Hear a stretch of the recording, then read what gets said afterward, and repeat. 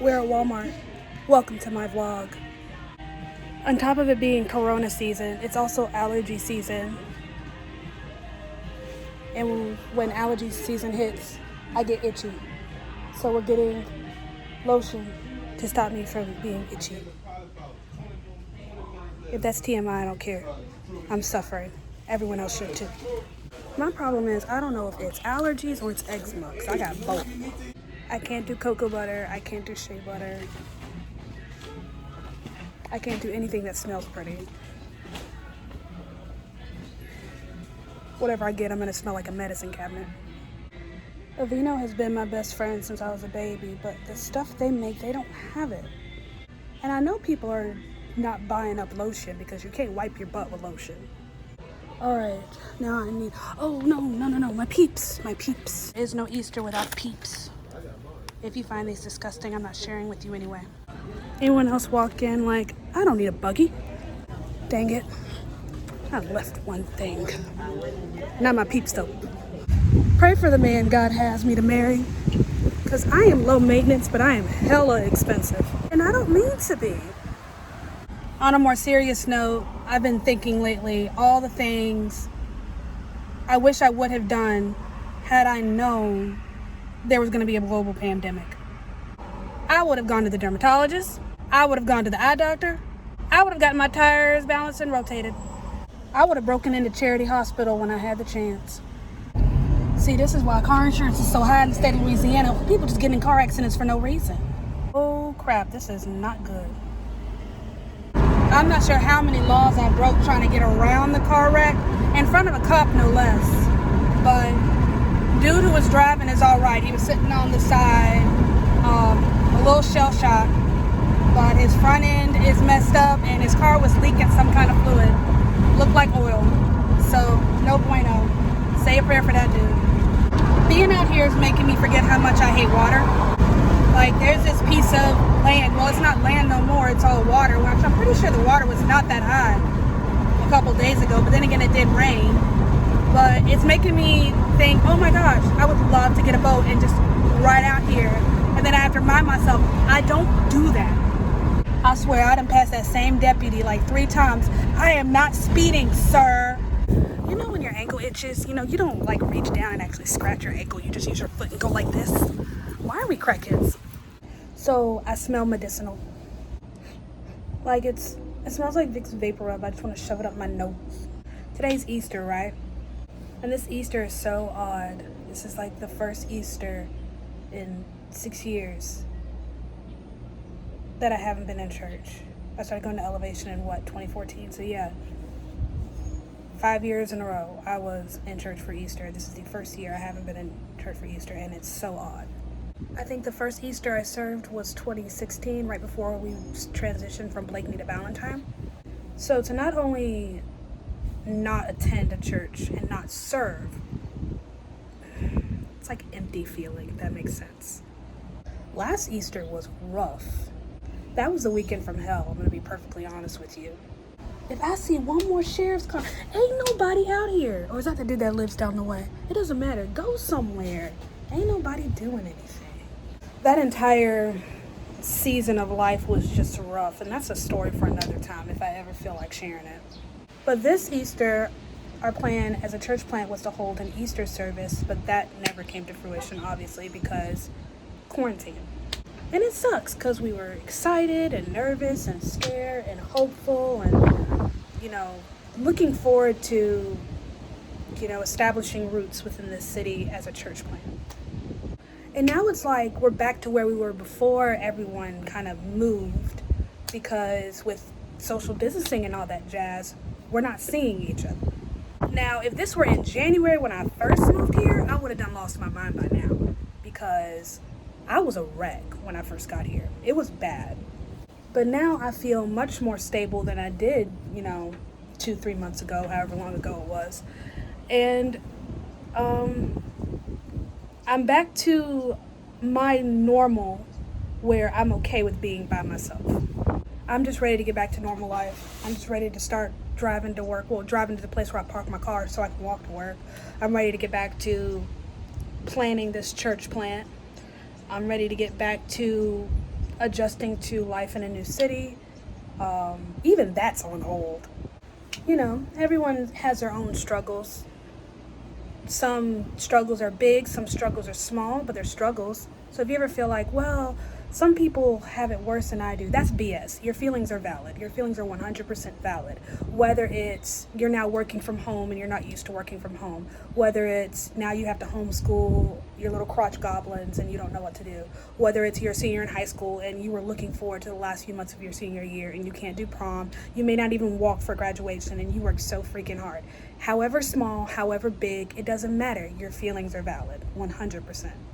So Pastor was like kind of preaching today, Pastor Stephen, and I was watching the Easter service, and I'm not gonna lie to you, I wasn't 100% paying attention. It is so hard for me to focus watching church online.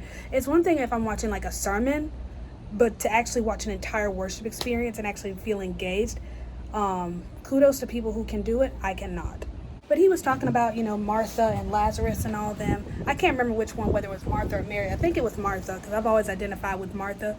The one who ran up to Jesus when he was walking down. Because, you know, they tried to warn Jesus. Oh, you know, Lazarus is dying. He's like, this sickness will not lead into death or whatever he had said. So he waited like 4 whole days and he had been dead. And then when he finally got there, he had been in the tomb like a long time, like 4 days or something like that. And one of the M's, Martha or Mary, I think it was Martha, or it was somebody, I don't remember. But she came running out to him and got all up in his face and like, if you had been here, my brother wouldn't have died. And talking about all that jazz. And I don't know if Pastor mentioned this, but it got me thinking. Like I said, I wasn't 100% paying attention. I tried. I'll have to watch it another time. But there was something while listening to him, you know, read the verses that kind of got me thinking. So anytime I've heard this sermon, this verse preached, it's always in the vein that God is revealing something, or Jesus is revealing something new to himself. He's revealing that he is the resurrection and whatnot. The resurrection, like he's revealing him, you know, resurrection power, blah, blah, blah, that he is the resurrection. That's a B. And, you know, basically to show that resurrection is an event, because Martha or Mary, one of the M's, was talking about how, you know, her brother will rise at the last day. So she was talking about resurrection in the form of an event. But he was trying to show her that resurrection is not just an event. Well, it is an event, but it's not just an event, but it's a person. And the person is Jesus. I get that. However, there was something else in there that kind of like ticked my brain a little bit. We have all had moments where we got on our knees and we prayed and we begged God to change something, do something, save somebody's life, bring something back from the dead, bring someone back into our lives, and it just doesn't happen. And that's like what happened with Martha and Mary, because they sent word to Jesus, you know, Lazarus is sick, come quick, come heal him. And that's basically like us praying. We were praying, God, this is what's happening in my life, come fix it. And then God is like, hold on.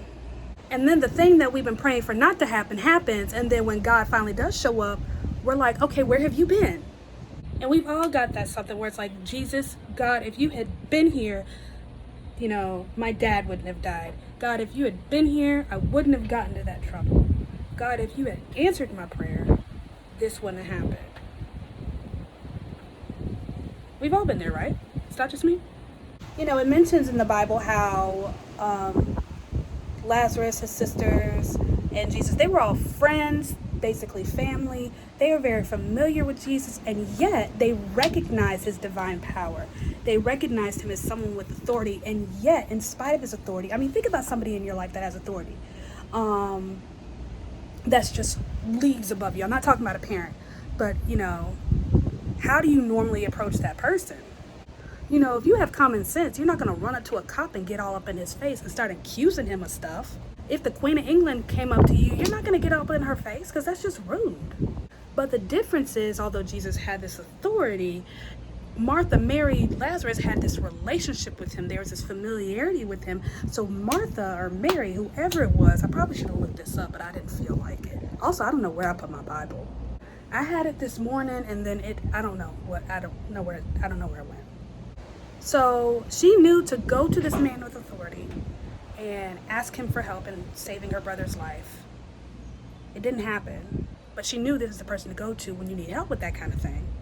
You know, kind of like John Lafitte the pirate here in New Orleans. I mean, this was like 200 years ago. But if you needed something, you called John Lafitte. These little kids are walking this dog on a hoverboard. It's a skill, bro. And in spite of his obvious authority, she felt more than comfortable enough to get all up in his face when he finally arrived and accuse him of negligence. And this is what gets me. He let her do it. He could have taken his crown out his back pocket, slipped it on his head, and been like, and I'm sure she wasn't quiet about it. I mean, the way you kind of read it, you read it very like normal and flat. But her brother just died. The man that she asked for help didn't help and had the audacity to show up.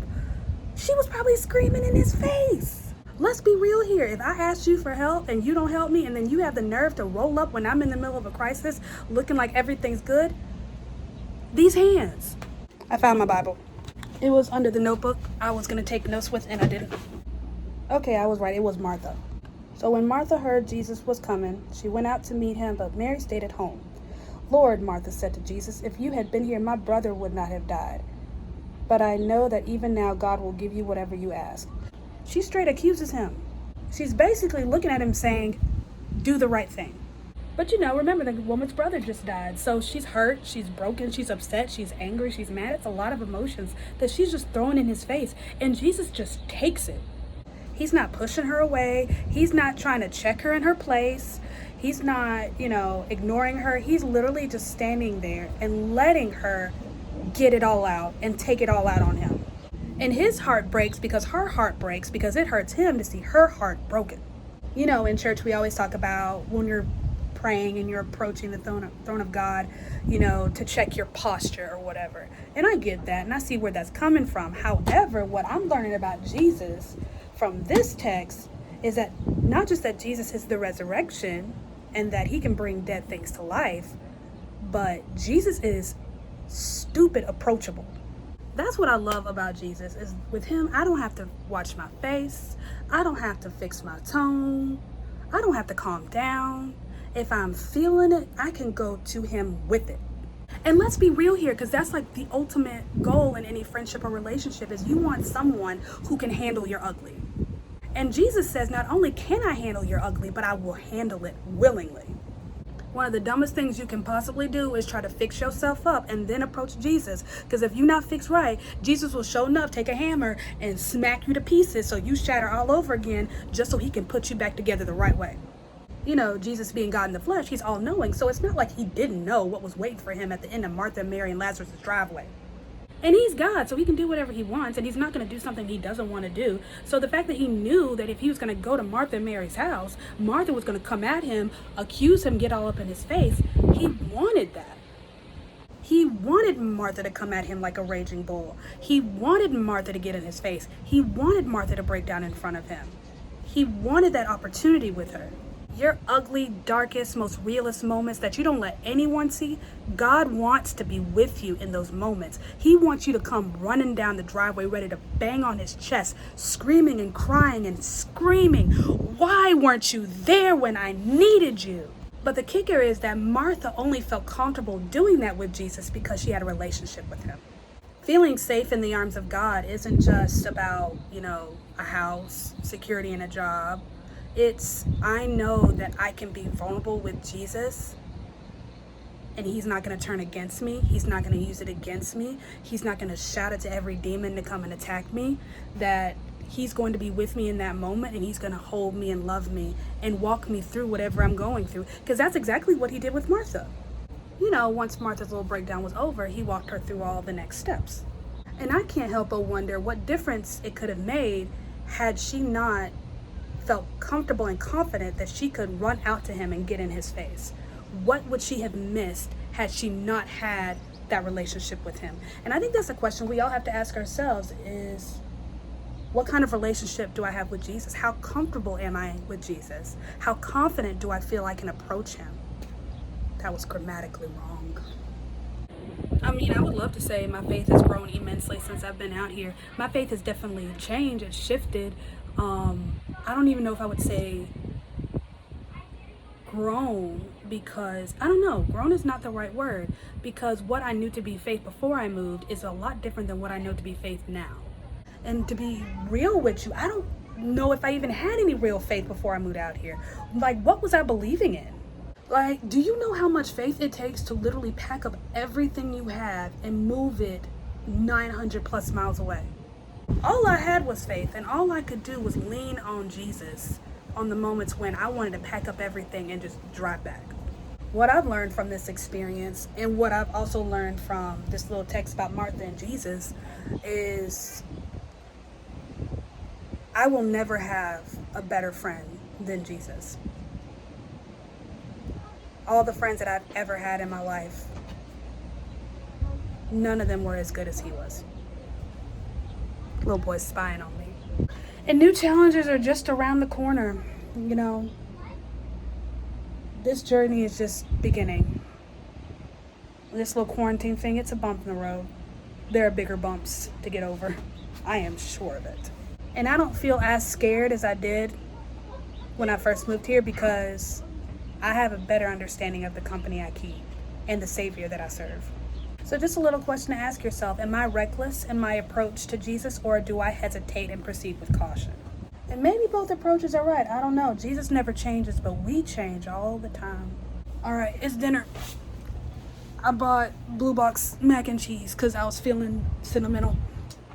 I'm gonna make that. Let's check out this view real quick. I mean, it's not much to look at, but this piece of America is so gorgeous. Y'all have no idea. Until next time.